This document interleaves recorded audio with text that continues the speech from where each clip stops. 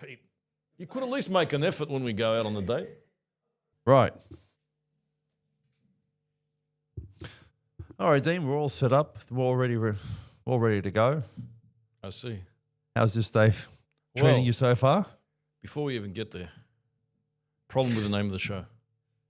Haven't we solved this problem already, mate? Problems are not solved. Clearly not on this show. This is a philosophical fallacy. A problem is a problem. You don't solve problems. Solutions are something else. But for me, problem with Romaic ruminations. Yeah. I'm thinking arcane speculations. Arcane because it has to do with the subject matter that we always discuss, which is not really relevant to everyday lives, mes enfants. Mm-hmm. You know, here's everybody else talking about the issues that matter. Yeah, and we... Like Taylor Swift or whatever, and there's us on the other side, polar opposites, talking about things that no one gives a proverbial about. So arcane. Right. Speculations, because all knowledge is speculation, isn't it? We don't really know anything. You know, as the great Socrates possibly may have said, don't quote me on it, Mr. Font, what I know is that I know nothing. Neither or neither. We can only speculate that we know the truth because the truth as we know is out there, not here. Not here. Would you agree with this? I would agree. That's definitely not here. Yes. The truth, we know not. We certainly do not ascribe to talk about it, to even say it. So, would you agree with me that arcane speculations is a more apt name for what purports to be this show? No. Okay. I think we should stick to the same name until you can come up with a better idea. You have a better jacket than I do. And unfortunately, I have. And you've combed your hair, so I have to bow in deference to your greater wisdom. What does my hair got to do with anything? Hair, as the ladies watching the show will know, and all men especially, is everything. Yeah. How have you been able to keep your greys out of your head of hair, man? You're older than me. Why is it that your hair is far? Why is it your hair looks far more youthful than mine? On the one hand, touche, and then on the other hand, I'm a legal practitioner, which means that people like us derive sustenance from the misery and the blood of others, and we don't age. We may fade into insignificance. Spoken like a true vampire. But we don't age. Well, the news has been pretty bleak the last few weeks, I would imagine. It's been about a month since the news has been bleak. Yeah. Some crazy things happening in Greece and the rest of the world. But the biggest news topic at the moment is Palestine, Israel, and what's happening there. And I thought that maybe it would be a good time to discuss a little bit about the history between Greece and Palestine. Palestine. Well, have you ever been to Palestine? I've never been, Dean, no. Palestine is one of the most fascinating, interesting places in the world. Right. And Palestine was where I received my title and my exonym, because I am Dean Kalimniu Kostas Kalimnios to folks watching at home. Mm. But I'm also known by another name in Palestine. What's that? And that's because I was in Palestine and I did a stupid thing. So I was in Egypt and I went from Egypt to Israel, and I visited the West Bank and spent some time in the Palestinian territories. Right. About 20 years ago now. Right. And when I was in Egypt, I went and visited the purported place of martyrdom of St. George. Right. It's one of the ones. And there was a well there, and they said Jesus had drunk from this well. So I said, if it's good enough for Jesus, it's good enough for me. Bad mistake. Yeah. What do they tell you ever since the time of the Australian soldiers in World War I in Cairo? Don't drink the bloody water. Yeah. So by the time I arrived in the Palestinian territories, I was about 10 kilos lighter. Gee. And my processes for getting rid of excess food were especially liquid, mes enfants. If you're eating while watching this at home, refrain from doing so. Trigger warning. And, you know, in a lot of these places in the Middle East, public toilets are few and far between. Mm-hmm. And a good deal of negotiation has to take place before you can avail yourself of le cabinet. In which case I went to a Palestinian who had a little shop in Jerusalem. I think I was in Jerusalem at the time, the old city. And I said, well, can I avail yourself of your facilities, for I am suffering and in great need and want. And the man took pity on me. And lo and behold, I was saved. And all about me cried in astonishment, for it was so. I returned the next day, having not been fully cured of my affliction, O ye of little faith. And as soon as he saw me, he says, no, you go away. You are destroyer of the toilet. No. And henceforth, I am known throughout the land as Kostas, the destroyer of the toilets. It was an amazing place, Pete. It has this otherworldly feel. Right. Not only because it's just so old and everything about it is so old. Right. But I have never, ever been to a place, and I've been to a few places in my time, that is so steeped with hatred. Really? And you feel it. It's something which is palpable. You can reach out and grab it. Suspicion, hatred, it runs so deep. It's part of the very fabric that keeps the place together. Wow. Which explains the situation we're in now. It's quite sad. It's quite sad. It's sad that people can't live together, but we live in the real world and people do not live together happily ever after. There is no happily ever after story, and what's happening right now is part of it. But I think most Greeks understand or have some type of connection with the West Bank, because most of the Greek Orthodox holy sites are in and around that territory. So Bethlehem, you can visit that. You can go to the monasteries in Jericho, some very, very old monasteries, Agios Ioannis Choseva, really amazing places. There's the desert there. There's the Jordan River, people feel really strongly about. Then within the Israeli territories, there's Nazareth, there's Capernaum. But we've got a really ancient and old connection with Gaza. That's what I wanted to really And investigate. It goes further than, Greek Australians discovering Gaza for the first time after 2023 with Hamas's invasion and grabbing of the hostages and then the retaliation and the pulverization of Gaza by the IDF and the massive humanitarian crisis which has ensued. Now all the Greeks, notably, because that will give a date stamp to what we're talking about, many Greeks went to in Sydney, marched over the Harbour Bridge in support of recognition of Palestine and whatever. We've been there a long time because Greeks, because the most prevalent theory now links us with the Philistines. Yes. And when I say Philistines, I don't mean people that belong to Greek brotherhoods and clubs in Melbourne who then turn up to various functions pretending that they're important. Not those kind of Philistines. Yeah. They're more Philistines, F-E-E-L, because they really feel their Greekness and their commitment to leading us and pushing us forward and advocating for things that will make us all warm and fuzzy and provide us with grants, mes enfants. Give us the grants. Give us the grants. Très important. What it is, Pete, is the ancient Philistines, who you'll know from your Bible were the bane of Israel's existence. Yes. They occupied the territory which is now the Gaza Strip. They had 5 cities along that strip. Right. And they were just annoying, to the Israelis. Yeah.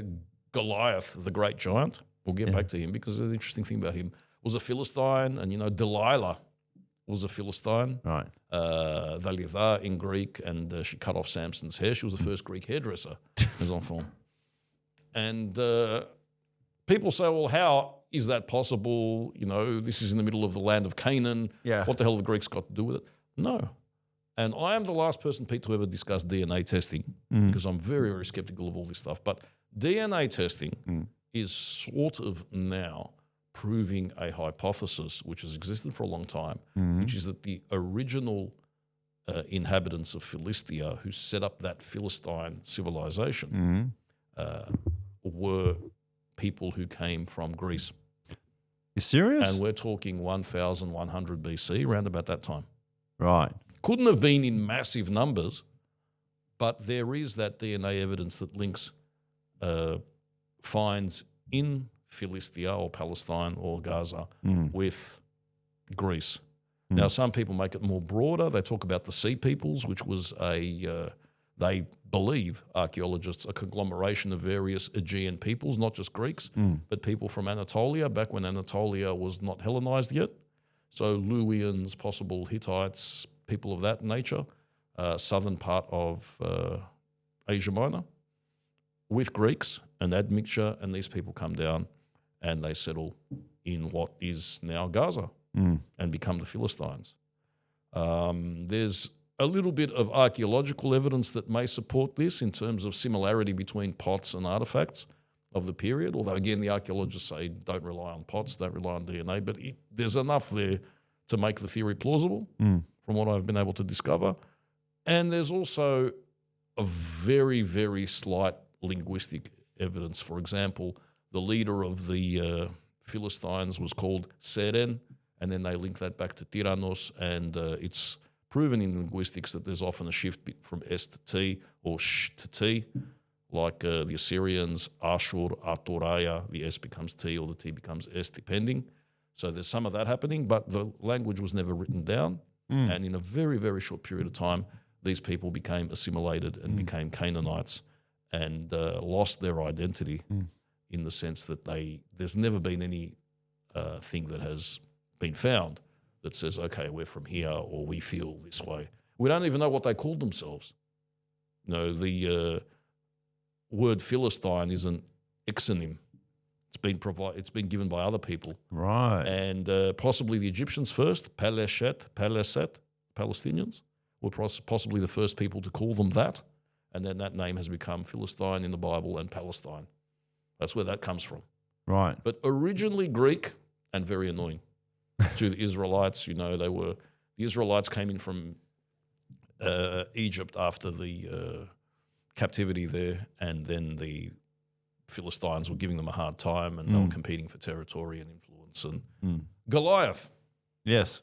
So Goliath is in the Bible, and we know that David kills the Goliath with the slingshot, and that's a metaphor for the strong and the cocky and the mighty being felled by the weak, which in real life absolutely never happens, let me tell you. But there are interesting connections between Goliath and the Iliad.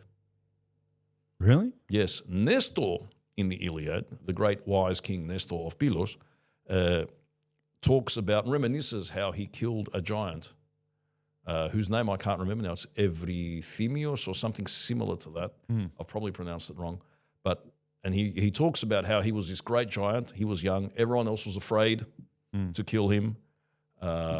He felled him and took his chariot. Whereas in the Goliath and David story, David topples Goliath and grabs his sword. Right. So it's a similar thing happening. Everyone else is too afraid.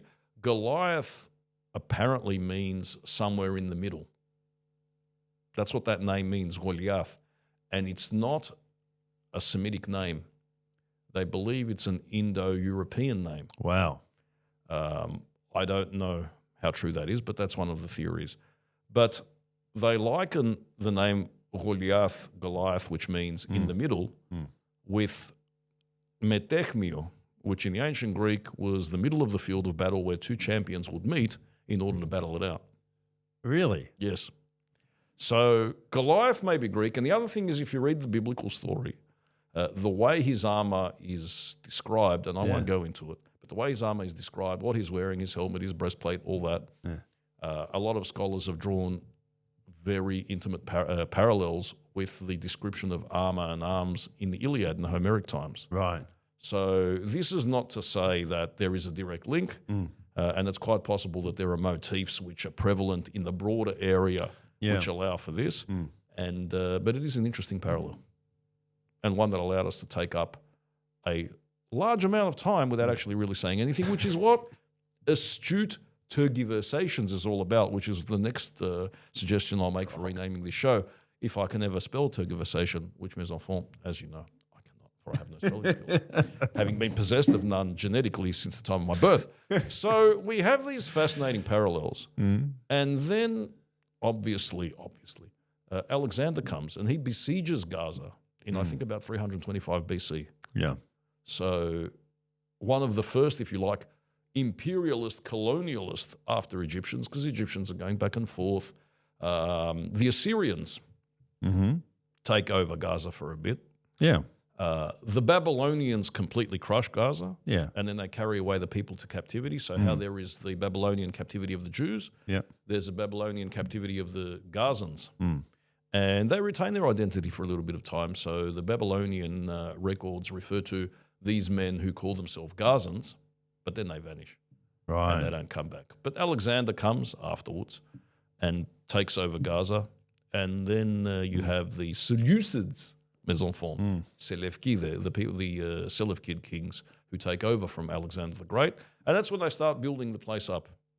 And you know how Trump was going to get the flattened, completely destroyed Gaza, never mind the human misery and the human cost, but they're going to make it into a Riviera. It's going to be great. You're going to love it. Yeah. Yeah. Alexander's epigony started to rebuild Gaza, and Gaza became, funnily enough, if you consider what it's synonymous for now, a center of philosophy. Really? You would send your kids there to learn philosophy. Yeah. In Gaza? In Gaza. Wow. Absolutely. Well, shows you how uses change over time. So I would say, you would probably say, well, at that time, Greek was widely spoken, that part of the world. After the time of Alexander, increasingly. So there they are, and you'd send your kids to Beirut to study law. You would send your kids to Gaza to study philosophy. Wow. And there are great rhetoricians, philosophers who come out of Gaza, and then with the advent of Christianity, you get a lot of saints. Porphyrios. Oh, he's from there too, is he? Yeah, and I think the oldest Christian church surviving in Gaza is the Church of St. Porphyrios, which was bombed recently, and there was that big hoo-ha because I remember that. That's a major Christian and Orthodox and very important Greek site because of St. Porphyrios. And St. Porphyrios cast out the idols and took on the governor, and some people say he never existed. We say to them Yabu Saks or whatever the equivalent is in Greek or ancient Greek or ecclesiastical Greek. Ust, I think, is what they use these days within the archdiocesan circles. And so there's always been that connection. And then remember, during Byzantine times, it was the whole, what we call the Holy Land, belonged to the emperor. Yes. So, and then St. Helen built the Church of the Anastasis in Jerusalem because she found the Holy Cross and all of these things. So our connection is very strong. And our connection to this land also for many years has dictated Greece's policy towards Israel and Palestine. But I mean, there was the age of the Arab conquest, right? Yeah, the Arabs swept through and took over the whole place. Yeah, and they had it's to about 800 AD around there. around the 600s, 650, somewhere around there. Yeah, okay. And they had to accommodate with that. The last patriarch, I think, was Sophronios, had to accommodate. He had things like the Al-Aqsa Mosque, which was a Christian site, and coming in, and then all these other churches, and having to deal with this new religion. And of course, the Crusades took place in the Holy Land. Yeah. And that was the first time where you got the Catholic West seizing the holy sites from the Orthodox. Yeah. So there was an accommodation with Islam. It wasn't fun, but there was an accommodation which sites could be accessed. The Catholics took those sites from the Orthodox. Right. And these kind of arguments over who owns what sparked, for example, the Crimean War. Because the Crimean War, mes enfants, not Crimea River War, the Timberlake saga, but the Crimean War, the first Crimean War, not the Putin one, started off as a dispute between France and Russia about who controls certain holy sites in the Holy Land. Wow. Yeah, so it really is the root of much conflict. Gee. You have that. You have the fact that the Greek Orthodox Church, for example, is the largest landowner in the state of Israel. Really? Yes. Largest private landowner in the state of Israel is the Greek Orthodox Church. And so over many years, and that started during the Byzantine times, with emperors providing land to the patriarch and gifting money and the patriarch buying, and then even the Russians providing money, and then pious donations from ordinary, everyday Orthodox Christians. They've ended up sitting on the Knesset, which is the Israeli parliament, is built on land owned by the Greek Orthodox Patriarchate of Jerusalem. Do they pay rent? I don't know. I don't think so.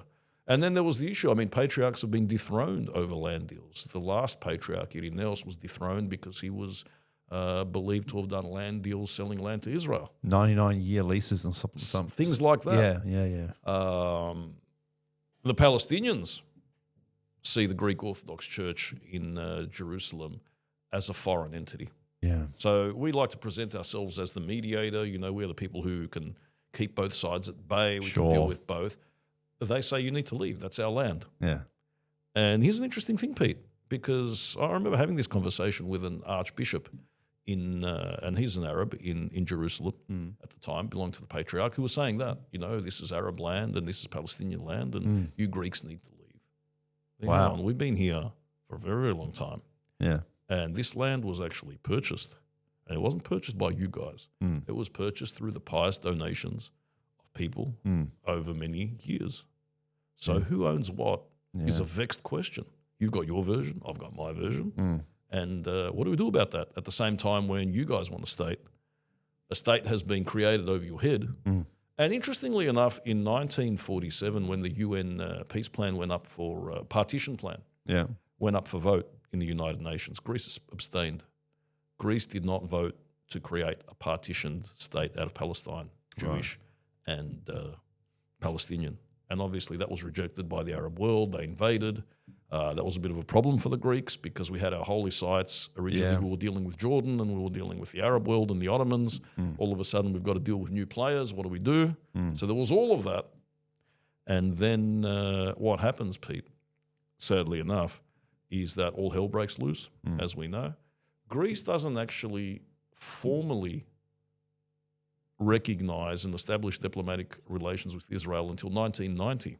21st of May 1990. I read that today. Under the Mitsotakis government. I had no idea that was the case. Yeah. So they had a de facto relationship. They're talking, they've got a representative, but official diplomatic relations, not until 1990. And that's because Greece had a lot of ties with the Arab world. Yeah. Very large Greek community in Egypt. They didn't want to upset them. Yeah. That didn't work because they got kicked out anyway, as we know in the 50s, NASA and the nationalisation and everything else. A lot of Greeks used to live in the Holy Land. My grandmother's brother lived there for a time. I read a book a couple of years ago about a Greek dentist who was probably the last of the old Greeks who lived there. Yeah. I don't think any live there now apart from monks, and they're on visas, and people who travel back and forth for religious reasons. I don't think there are any people actually live there. Maybe people of Greek descent, but actual Greeks, I don't think so anymore. But there is that connection, and it's an amazingly strong one. We have a dwindling population there, but yet the church is the largest landowner in Israel. But the church does not. The Church of Jerusalem is not Greek per se ethnically. It's that's the argument. It's Greek in rite, R-I-T-E, and in its form of Christianity. Yeah, and there are a lot of Arab Orthodox Palestinians. Who are dwindling. In Gaza, ever since Hamas took over, there's hardly any. Yeah, hardly any at all. It's very hard to be a Christian in Gaza. Yeah, and in the West Bank, people who can leave will leave because there are limited opportunities, and there are always conflicts and issues happening. So that's our connection. It's a very strong and very long connection, and. One would have thought that this could have put us in a good position in order to be able to mediate between both sides. But there are a couple of issues. Number one is that in the 80s, we were always skeptical towards Israel. Yes. In the 80s, especially when the PASOK government came to power, Andreas Papandreou was very, very stridently pro-Palestinian. Yeah. He'd invite Yasser Arafat to come over, and he'd come, and, as the great Hariklin said, with his trapezomandilo, with his tea cloth, and a big deal was made out of that. Strategically and diplomatically, I don't know how that assisted Greece, but it was this idea of being closer to the Arab countries. Yeah. Only recently, Greece's foreign policy has taken another turn. And that was ever since Turkey under Erdogan became hostile to Israel. Yeah. Before that time, Israel and Turkey had really close and good connections. That's no longer the case. Erdogan is very vocal about his support for Palestinian statehood and supporting a more Islamic character to the area, and that's not appreciated. And I think it's that has what's caused Greece to sort of draw close to Israel. On a formal level, on the state level, in terms of people, it's a bit different. It is. I find there's a huge disconnect between number the people of reasons and what the government wants. Number of reasons. Reason number one is that because of our connection to the place and the long history, a lot of Greeks feel closer to the Palestinian people. Then there's the colonialist argument. There's a resentment. They believe that the Jewish state was created over and above the heads of the people who already lived there, which is interesting because we know that the Zionism, the move to establish Israel, was inspired by the Greek Revolution. And this idea that you can bring a state which had ceased existing for a lot of time back into existence. And the early Zionists write about that. We don't generally appreciate that in public. No. In public, the sympathy is with Israel, and you get things like ships wanting to dock and people being abused. There was the Israeli ambassador who told the mayor of Athens, "You need to clean up the anti-Semitic graffiti." And the the mayor mouthed off at him and said, "Stop committing genocide." That's what he said to him. And then, well, don't worry about us. I kind of wish he'd clean the graffiti though. I think that's just a cop out.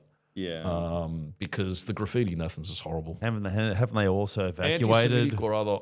No, the evacuation's not true. No, it's a false story, is it? That's fake news. Fake news. There was that story that was going around that the Israeli diplomatic corps have evacuated their people from the embassy. Correct, yes. That is rubbish. Wow. That has not happened, and the Israel confirmed that's not the case. Gee. So it's an interesting thing where you have the state doing one thing and the people doing another thing. But it is what it is. And for me, it's interesting, but also quite sad that you see a place which is a very important part of our identity as Greeks being not able to find peace, not able to find its way. And I don't know what, if anything, will ever be done about that. Also got a lot of implications for other issues. I see. This Palestinian proposal, the creation of a two-state solution. How do you divide two people? How? And it's hard. Draw a border? Well, look, the facts on the ground in Palestine are that the Palestinians, yes, live in Gaza, and that's a well-defined territory. The West Bank was a territory which was occupied for 20 years by Jordan, but within that territory there are a lot of Israeli settlements, which means there's a patchwork of Palestinian-controlled territory.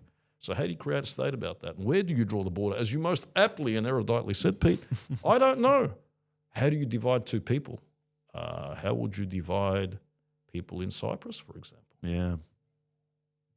If we recognise a Palestinian state, what implications does that have for Cyprus? Huge. I mean, leaving aside what form that state would take, because there's no democratic tradition. You've got two factions vying for control, Hamas and Fatah, and Fatah hasn't had elections for over 10 years. There you go. You have Mahmoud Abbas, who's the president of the Palestinian Authority, talking about how Hitler declared war on the Jews because they were into money. So how do you police the creation of statehood? And is this selective? I don't know. Cyprus. I look at Cyprus, Pete. And I've been thinking about Cyprus a lot, as you know, and you're part Cypriot. I am. God love you for your sins. And I love Cyprus as much as the next man. I think it's a wonderful place, or at least it was when I visited. But Cyprus, is divided de facto. Yes. Just like Palestine and Israel wants to be divided. De facto, de jure, you take your pick. Do we recognise one and not the other? When is the creation of a one-state solution rather than a two-state solution good, and when is it bad? Because our argument as Greeks and citizens of Cyprus would be that we don't want a two-state solution. That's right. That's Cyprus. That's the official position of our people. Even though we have two major communities living on the island, we don't want that. No, we want a one-state solution. Well, the Greek Cypriot argument is that the Turkish brothers and sisters have got absolutely nothing to do with Turkey, and that's there are two different people with two different sets of beliefs, and that Turkey are imposing their will on the Turkish citizens so of my Cyprus. question is, I'm a hypothetical Jew, okay, and I'm saying, well, why can't everyone live under the state of Israel in peace? Why do you need to have a separate state? And obviously, there are many reasons why that may not work. Like, hello, look what's going on now. And the fact that the Palestinians have never accepted the existence of the state of Israel, and most of the Arab nations up until recently haven't now, although that is changing. It's changing. That is changing. They're doing deals. But in our situation, okay, tomorrow someone says, well, you know what, two-state solution across the board. That's what we're going to do. We're just going to do that. What do we do? What do we do? We're just, where the line is, that's where we're going to draw it. You people can't live together. You've shown that there's been an invasion. You haven't lived together for 50 years. You're not about to do so now. Correct. So you know what? That's what we're going to do. Yeah. And you look at the parallels, Pete. You look at Crete. I've been looking at Crete and I've been looking at Cyprus. Right. Two islands, big islands, many interesting parallels. Okay. Allow me to explain some of them. So, Please do. Crete is part of Greece. And if you tell Cretans, you try and tell them that Crete somehow does not belong in the Greek world, they will kill you. At the same time, they will accept that Crete should be an autonomous republic run by themselves, but that's another story. But Crete was a principality run by itself. Yeah, it was. Yeah. And the reason why was because there were two major communities on the island, Greek Muslims and Greek Christians. And the Greek Muslims had names like Hussein Stafilarakis. So Muslims' first name, Greek surname, and they were Muslims. And these two peoples, who were ostensibly the same people, absolutely loathed each other. Couldn't stand each other. There were always riots. There were always massacres. Wow. Basically, it was Greek Orthodox Cretans agitating for freedom and joining on to Greece. Greek Muslim Cretans or Muslim Cretans retaliating. Massacres on both sides. Probably the Greek Orthodox Cretans got the worst of it, but there were also reprisal massacres by the Greek Christian community against the Greek Muslim community, including there was one in Chania where there was, I think, only one child survived, although people say that was just propaganda. But there was this constant fighting. And then you have things like 1866 with Arkadi blowing up the monastery because they were fighting for the freedom of Greece. And it was like a civil war. And then in the end, the world powers got together and said, no. Venizelos created a bit of a fracas as well. And they said, no, we're going to administer this for the good of everyone. Sound familiar? Very much so. But it didn't work. And in the end, what happened? Crete joined on to Greece. And eventually the Muslim Cretans, who spoke Greek, didn't speak any other language, were Greek, had to leave because there was no place for them in this state. Not only because of the hatreds that were seething for centuries, but also the fact that their primary understanding of identity was based on religion. So this idea that we're one people goes out the door. We're not one people. We choose when we're one people, we're not one people. All right, now let's go back to Cyprus.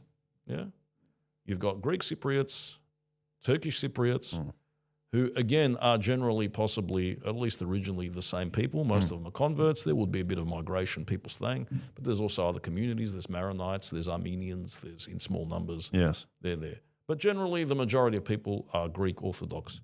And they want to join on to Greece and be part of the Greek world. And they have revolutions and revolts in order to do so. And we know that in 1821, the Archbishop of Cyprus was killed, martyred, Kyprianos, as a result. We commemorate that in our churches here. At least the Cypriot community does every year. So it's not as if they never expressed this desire or they never articulated a desire to be part of something else. They said, we are Greek, we want to be part of the Greek world. Your Turkish Cypriots, who are Muslims and who are originally Greek, don't want to be part of that. They don't want to lose their privileges because they are a privileged community. Islam gives you certain advantages, certain privileges. So you may speak Greek. You may be ethnically Greek, but your religion determines a different class for you. And there you are. And all of a sudden there's that separation. And then these are communities who are living side by side but separate. Now, a lot of our Cypriot friends here in Melbourne ply this well-worn mantra: we live together in peace and harmony. No, we didn't. There was also there was always tension. It was always hard because when you're discriminating, when you're drawing sides, things happen. So you have that. The similarity between Cyprus and Crete, which has a similar makeup and story, is the fact that where the world powers all got together and said, all right, we're going to police Crete and work out what we're going to do. In Cyprus, that didn't happen. No. In Cyprus, in the 1870s, Britain took it over as a colony. Now, ostensibly, they were doing that on behalf of the Sultan, and ostensibly what they were doing was they were acknowledging that the Sultan of Turkey was the suzerain, if you like, but it was theirs and they did whatever the hell they wanted. Yeah. And then you have a situation where they have to deal with this divided communities. And what do the British do but best, Pete? Divide and rule. Yeah. They exacerbate. They draw out the differences. They exacerbate the differences. They emphasize the differences in order to divide and rule so they can maintain their control over Cyprus, which they felt was important because it guarded the approaches to Suez, which they also controlled, and Suez ultimately India. And you have these two populations which all of a sudden wake up one day and they've got the British on top of their heads. And when the Greeks say, well, we want to be part of Greece, no, it's not going to happen.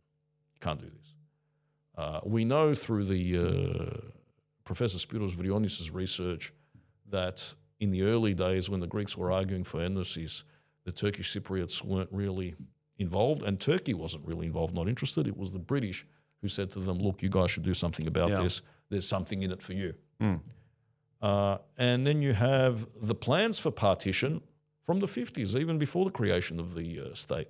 And that makes sense. It's British policy. You have divided Ireland. You have divided Yemen, North and South Yemen. You have divided India. You have India, West Pakistan, East Pakistan. Yeah? This is a pattern which is followed.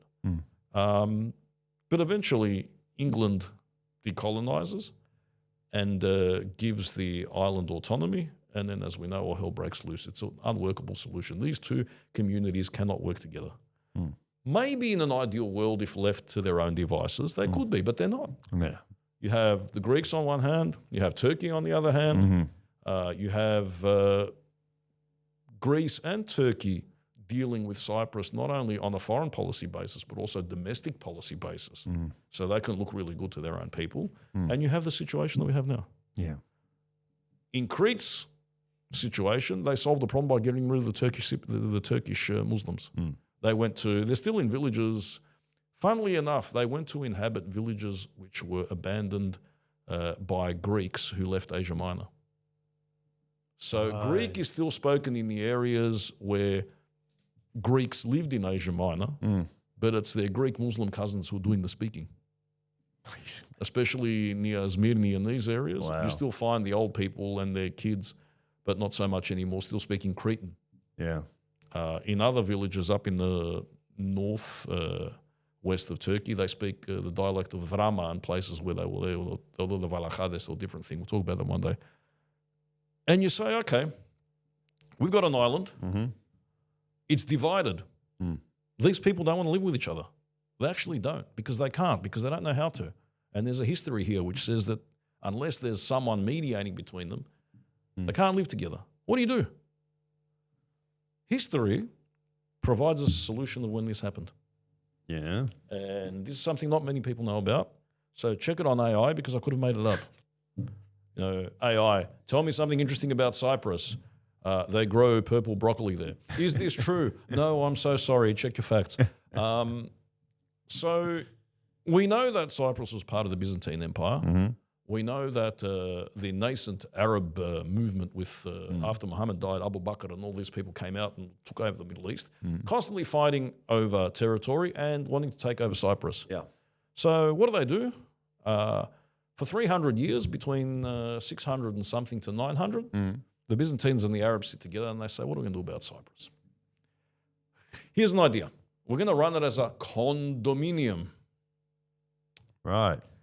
And a condominium is not a fancy Latin word for a prophylactic, and it's got nothing to do with con. It is two people ruling together. So the whole idea is there's Cyprus. We're not going to really get involved in the nitty-gritty in the everyday. But what we're going to do is we're going to jointly collect the tax, which is what states are all about anyway. It's all about absolutely. It's a racket, isn't it? It's a cartel. It's like you 100%. pay your protection money. Absolutely. And I promise not to hurt you by auditing. So they do that. They collect the taxes together and then they divvy them up. One for you, one for me, one for you, one for me. And that lasted for 300 years. Yeah. Which is amazing. And I find it strange that no one's ever looked at this. I mean, I don't know how this would apply now. Well, neither would I. States need a lot more things to do than just tax.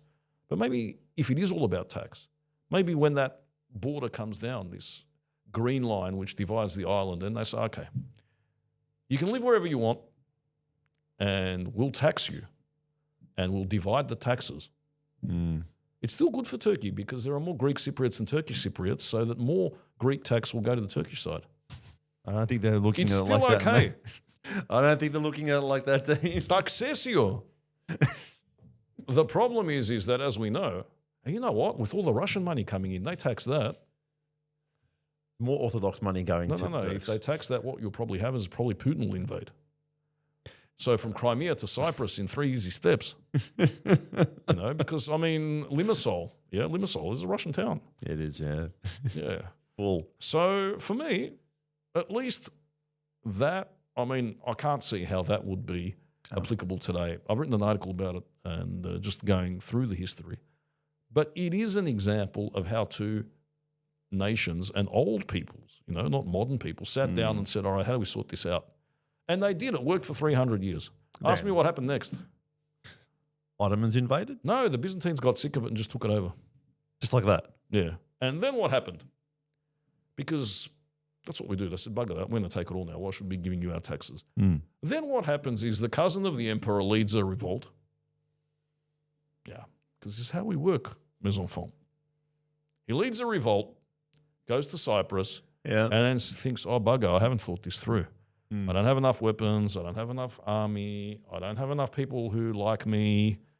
I should have thought about this before and stayed at home. So what does he do? What does he do? He calls in the Frankish Crusaders. Oh, God. And you have people like Richard the Lionheart ending up becoming king of Cyprus. Serious? And then Cyprus gets ruled by the Crusaders and the Franks for a very, very long time until it passes into the hands of the Venetians. Talk about foreshadowing. So, yeah, and it reminds me of currently now. I mean, our last show was about the monastery of Sinai and how there's all these problems and how we need to solve them and Egypt and this and that. That's right. Well, what did our great monks do? Our monks, who were in Sinai, got together because, there's nothing like a crisis to unite the Greeks and voted to depose their archbishop. While Archbishop was in Greece lobbying, help us, we need help against the Egyptians. Because that's how we roll. Interestingly enough, the Greek government recognized the monastery as a legal entity, which they hadn't, which is strange because it's actually in the Constitution. Article 105 of the Greek Constitution recognizes the monastery as a legal entity. But that was they never formally did anything about it. Now they have. What bearing that has on Egypt, I don't know. I don't know. Not with some of the news that's basically coming out recently. So maybe that's what the solution to all these problems is. Maybe if Greece recognizes Palestine or Gaza, the whole problem will go away. Yeah, Dean, that's how it works. You legislate. Well, look, it's like our premier legislating for, stay at home 2 days a week, even though the Victorian government has referred all its powers for industrial relations to the Commonwealth. Yeah. How does that stop you trying? Nice try. Maybe we can do that. Maybe we can legislate on Cyprus as well. I think the Turkey's going to get their way. They always do. No. You don't know. No, clearly not. No. Because life is long and history is relentless, Pete. Just marches at a glacial, relentless pace. We will be long gone and in the soil. And our ancestors will be laughing at us for our... For caring believing, as much as we do. Absolutely.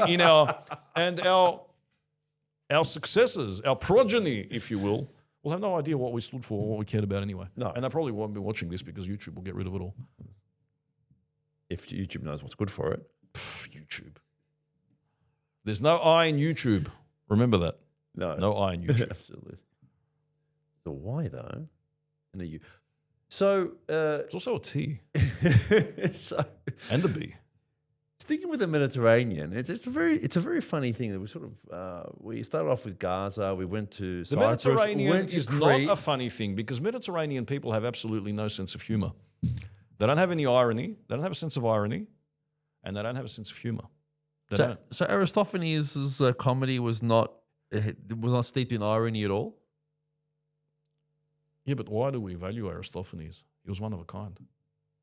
You know, Menander, when Menander comes along a bit later, the new comedy, that's a bit slapstick and whatever. Aristotle, he had no sense of humor. Yeah. Aristophanes was amazing. He was amazing. Yeah. But generally, Mediterranean people have no sense of humor. Yeah. They don't really get the British sense of humor. No, they don't have the self-deprecation. No. They don't have that going for them. But anyway, you're talking about how the Mediterranean is funny. I'm just basically saying how we've sort of stuck around the Mediterranean and we're going for island hopping, so to speak. And we might as well go to Samos because there was an article that you put in recently about the Greek War of Independence. Samos was, I think we might have had. Samos is God's country on earth, mes enfants. And believe me when I say this, because A, I've been to Samos. B, I am from Samos. Yeah. So I know what I'm talking about. First of all, hear me out. Don't laugh and scoff. Samos has trees. Find me a Greek island these days that actually has trees and a working forest. There are few. There are few and far between. Very few. Especially Samos in that is part large of enough the to have Mediterranean. trees. Yeah. And the reason why is because in ancient times, people cut down the forests to build ships. And then after that, they cut down the forests or burnt them to build houses and tourist monadas. Samos has got a decent amount of forest. It's a beautiful place. It's a stone's throw away from Turkey. I think it's the closest island to Turkey. You can swim across. You can see them on the other side. Like the Kazis and Gasoloris? More, closer. Really? Closer, yeah. Wow. And it's got a fascinating history, not only in the ancient times. It was a world power. It was a naval power. But also because during the War of Independence, Samians did amazing things, and one of those amazing things we celebrated a couple of days ago on the 6th of August. Iortitis Metamorphosis, the transfiguration of our Lord. We were doing trans, mes enfants. We were doing trans before anyone knew what trans was.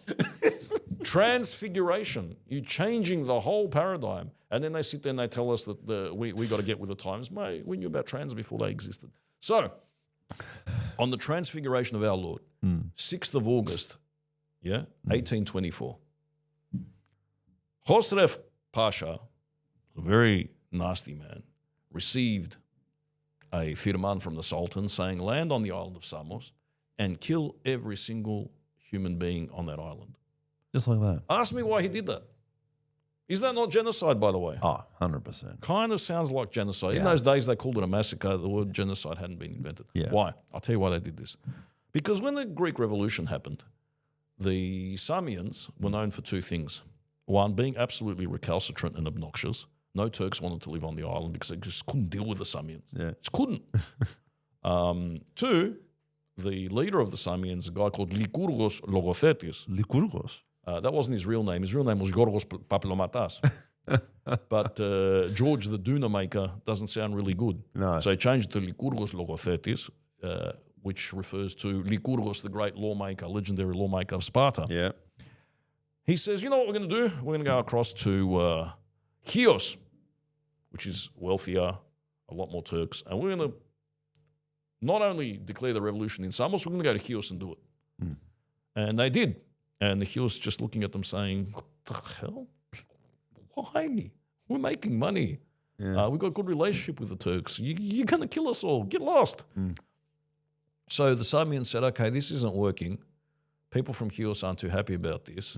Turks are looking very aggressive, so we're just going to sail away, which they did. And then what took place? The massacre of Chios. Wow. Yeah. Yeah.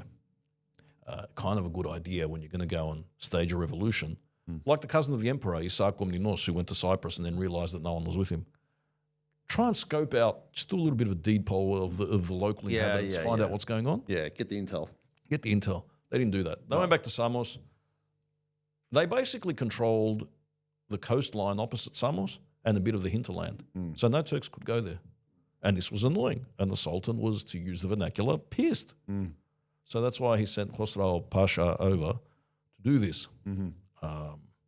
It was a very bad time. And what the Samians managed to do was they managed, A, to stop him from landing, and B, they actually destroyed all of the ships in the Straits of Mikali between Samos and Asia Minor. Samian ships? Samian ships, yeah. Wow. And that was considered a massive boost to the revolution, because what that did was it meant that this very important and significant fleet was destroyed. It meant that the Samians were policing that area themselves, freeing up other ships to do other things. And also, it was a massive morale boost, and it allowed Samos, from that moment on, to be truly independent. And then what the Samians did, Pete, it's actually interesting. They created a prototype democratic state that has never existed on the island or in Greece ever. And what they did, they said, all right, there used to be locals and grandees who were rich and they had a good relationship with the Turks. They said, nah, bugger off. There was a fight between the Carmagnoli. Carmagnola is the guillotine, and the Kalikanzari, the devils. The devils were the grandees and the upper class. The guillotines were the people, and they got their name because they espoused the ideals of the French Revolution. Yeah, of course. Yeah, people say that, we're from the back of beyond and Samos is in the middle of nowhere, and all these ideas are permeating. And we know that the French Revolution played a massive part in the way that Rigas Fereos thought about Greece and the necessity to become an independent state. So they organised a system of parliament by village. You elect your representatives in the village, and they meet together in Chora, which is the village next to my father's village, and they work everything out. It was participatory representative democracy all in one. And it was an amazing thing. And interestingly enough, it worked. Wow. And they ran the island, and then they said, okay, now we want to be part of Greece. And can we be part of Greece, please? And the world powers said, no. You may not be part of Greece, but we liberated ourselves, but self-determination, but this, but there are no Turks here. No, you can't be part of the new state of Greece. Wow. So Greece was left out. Greece was left out of Samos. No, Samos was left out of Greece. Yeah. And the question was, what do we do with Samos? Yeah. We can't put it back under the direct suzerainty of the Sultan because the Samians will go, again, I use the vernacular, ape ballistic. Yeah, I'm going to have some of this. Why it's there. It's my favourite vintage. Isn't it? Absolutely fantabulous. So they say this, okay, you can't be part of Greece because you're Greek. Yeah. So why should you be part of Greece? That makes absolutely no sense. You're going to stay under Turkey. But you are going to have a prince, yeah, and he will be a Christian, and he will rule you in the Sultan's stead, and you will pay an annual fee to the Sultan, and apart from that, do whatever the hell you want. So Samos had this status for 80 years. Like that, 80 years. It was a autonomous principality with its own flag, ostensibly acknowledging the suzerainty of the Sultan, but running itself. Now, Samians, it's a funny thing about Samians, Pete, they're very different to other Greeks. And I mean this in the nicest possible way. For me, they're more like Aussies, stereotypical Aussies. Tough, uncompromising, possessed of an innate bullshit filter. Don't get taken in by hoo-ha and hype easily. Yeah. Skeptical, cynical, and you don't want to upset them or take them for granted. Fair enough. So, and the reason why I say this, and I provide this introduction, is because there were many princes. I think there would have been about 20 or 21 or 22, possibly more. In 80 years. Of Samos in 80 years, because every 2 years we would kick them out. There would be a disturbance, there would be a riot, there would be a whatever. The island was ungovernable, and the Sultan would say, all right, you have a go. And they would have a go. And then they would get kicked out. And that's what would happen continuously. Most of the princes were Greek, some of them were Bulgarian, most were Greek though. Kara Theodoris, the uncle of the great mathematician in Constantinople who taught Einstein, he was a prince of Samos. Mavrokordatos was Mavrogenis, Alexandros Mavrogenis, who ended up being the Greek ambassador to the United States and was known for his luxurious entertainment in New York, and who happens to be a distant relative of our Consul General here in Melbourne. Wow. He was there. And in the end, when we realized as Samians that you couldn't just get rid of them through disturbances, we actually assassinated one of them. Wow. Yeah, Korpasis. He was not a nice man. The reason why he got assassinated, Pete, was one of the deals was that no Turkish troops would be stationed on the island. Right. And he sent a letter to the Sultan saying, can you send some? Come on. Yeah. And when that was found out, Yeah. he was assassinated. In the end, what happened was there was a lawyer an archaeologist called Themistoklis Sofoulis. The archaeological digs at Messini, ancient Messini in Messinia, that were commenced by him. He was a lawyer and an archaeologist and a journalist, and he decided enough was enough. He was a close friend of Venizelos and collaborator. He saw what Venizelos did in Crete, and he said, you know what, that's a good idea. So he went up into the mountains, and he began a bit of a guerrilla warfare against the governors, saying, we want to join on to Greece. And going back and forth, this lasted for a very long time. He married one of the governor's daughters, because the best way to influence the ruling class is to marry into it. Yeah, it's the best way. If only Lenin had married the Tsar's daughter, the history of Russia would have been different. Yeah, so that kind of thing. You know that story about Stalin? His mum came to visit him, and yeah, she said to him, "Well, what are you now? What exactly is it that you do?" Yeah, and Stalin had this thing with his mum, and he said, "Well, you know what? I'm kind of like the Tsar." And she said, "But you're not the Tsar." "No, I'm not the Tsar. But I'm kind of like the Tsar." I just looked at him and said, "Should have just stuck to religion." Because he was in a seminary studying to become a priest. Wise words by Yekaterina Djugashvili. Yeah, so on the, November 11th of November 1912, the governor left and Samos declared its union with Greece. But it took 80 years. 80 years. Yeah. In that period of time, interesting things happened. They did a lot of experiments. One of the experiments was to introduce Esperanto as a language of compulsory education for high school kids. Yeah. Because the whole idea was there's this new language called Esperanto. Yeah. Supposed to be an international language. International language. Yeah. If we all spoke the same language, there'd be no wars. Yeah. Yeah, and there'd be no conflict, apparently. That was the rationale. William Shatner did a whole film in Esperanto. Did he? Yeah. It's where he's hearing that news, I have Shatnered myself. That's amazing. But did he do one in Pondian? Here is the rub. So there's still time. So they did things like that. They were a major exporter of tobacco, the Ottoman tobacco, which was famous. A lot of that was grown on Samos. Wow. Yeah, all of that dried up after Samos joined onto Greece, by the way. Economically, it didn't make sense for Samos to join onto Greece. I mean, ethnically, spiritually, all of that, yes. Yes. But its economy was based on the hinterland. And then suddenly you're cut off from the hinterland. Yeah. And you atrophy. That's one of the things that they say about Smyrni.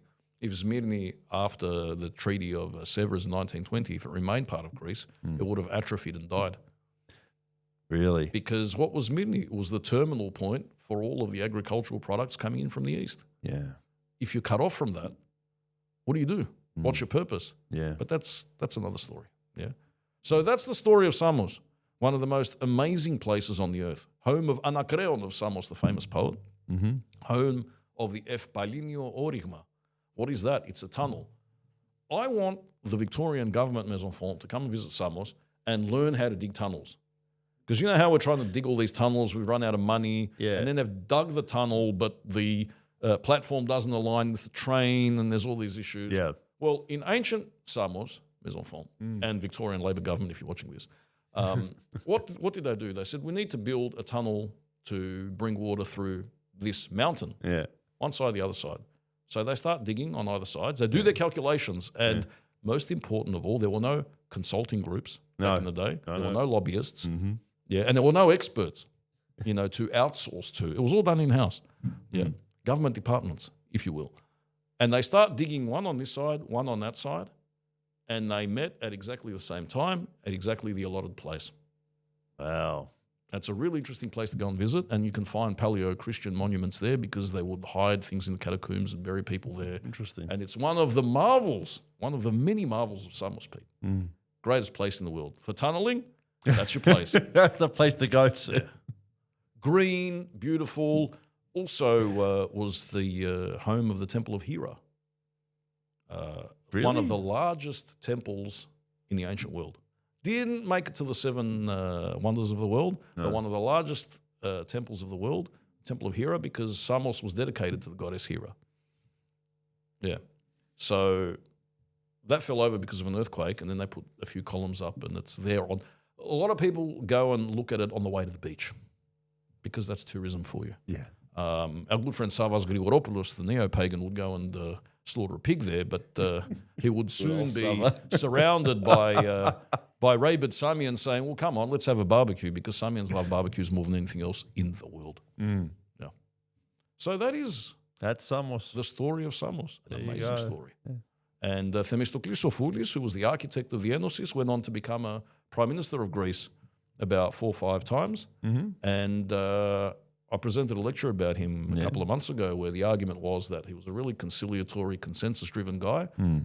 He was the prime minister during the time of the Greek Civil War, or during that time, and had he been listened to, a lot of the bile and the nastiness probably wouldn't have taken place. Really? It was all about reconciliation and giving everyone a seat at the table, because that's what Samians do. Yeah. Or used to do.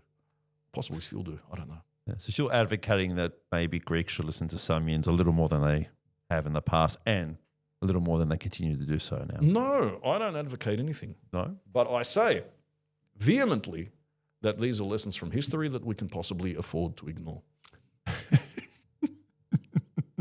And with that, Dean, we're done. We're done? Why do I feel unfulfilled again? You shouldn't be discussing Samos, greatest there place is on that. earth. The Turkish word for Samos is sisam. Open sesame. Yeah, but they call it sisam. They do call it Sisam, Yeah, do they do. And I'll leave you with that bit of trivia because, as I say, I feel unfulfilled and ineffectual, as always. The pleasure's been moderate. See you, Dean. Thanks again. Bye. Bye-bye. Shall we have a coffee?